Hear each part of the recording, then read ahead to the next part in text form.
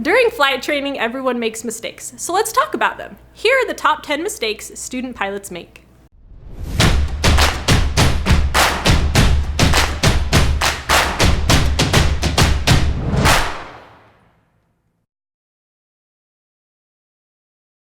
Not preparing for your flight.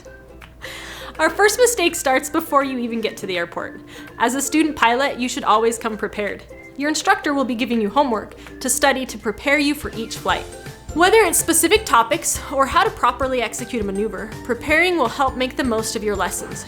Trust me, in your pre-flight briefing, your instructor would much rather have a discussion and answer your questions than to teach you what you should have learned the night before.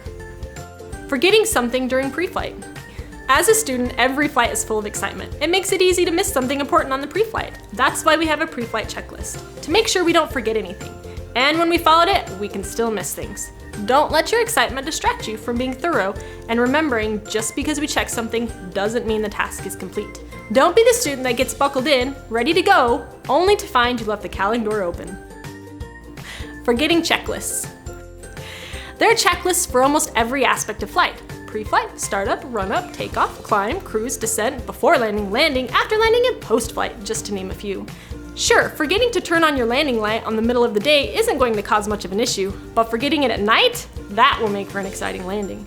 The FAA actually put a lot of emphasis on the checklist to make sure that pilots are safe. So much so that you can actually fail your check ride if you neglect to use one. Not enough rudder. Ask any flight instructor what the number one thing is that they say to their students, and the response will most likely be more right rudder. There are a lot of factors that make an airplane have left-turning tendencies. To combat this, rudder control is an absolute must to maintain the airplane on the center line during takeoff, stay coordinated in turns, and keep the airplane flying straight in climbs and descents.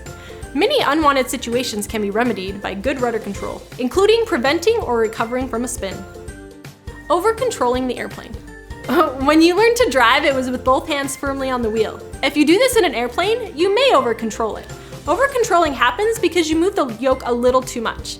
This causes you to correct your own movements instead of reacting to external changes like wind. Flying an airplane requires a more delicate touch. If you feel the plane is all over the place, relax your grip, use small controlled movements, and let the plane fly itself. It should straighten up. The times you're most likely to over-control the plane are during takeoff, landing, and maneuvers. Poor radio communications. We've said it before and we'll say it again. Talking on the radio can be one of the most intimidating things student pilots face. When you're talking on the radio, it's important to know what you want to say before you press the push to talk button.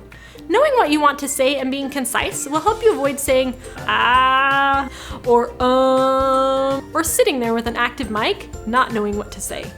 It'll also keep you from saying something silly like this. All right, Carl, I want you to remember everything I taught you. You got this. All right, I got this. Okay.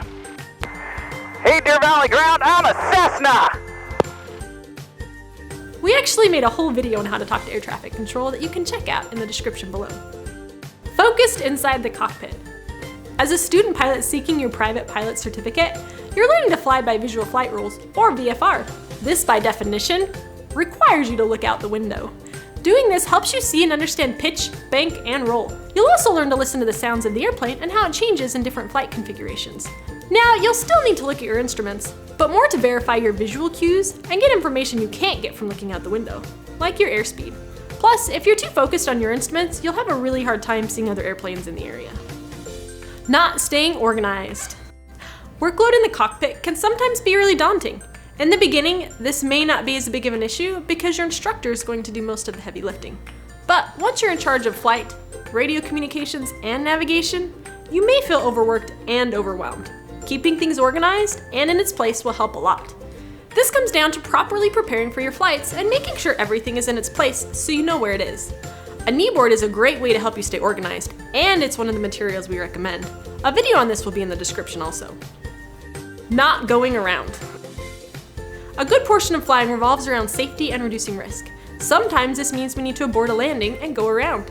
Students and pilots alike have a hard time making this decision, but when in doubt, you really should go around. You don't have to wait until something bad has happened, like a good bounce or a gust of wind. You can make the decision early on if things aren't feeling or looking right. And remember, go-arounds are a skill that also need to be practiced. Focusing on a mistake. Why is focusing on a mistake the last mistake on our list? Because it may be one of the most important.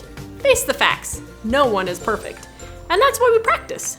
Student pilots are often too hard on themselves, and when they make a mistake, it can turn a good flight into a bad one.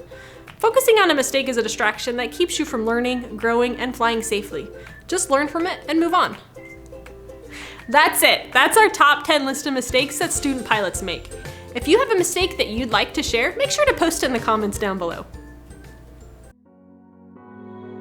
Hey guys, thanks for watching the video. If you liked it, make sure to give it a thumbs up and hit that subscribe button. Also, tell us what you think inside of the comments down below. As always, share aviation wherever you can, and we'll see you in the next one.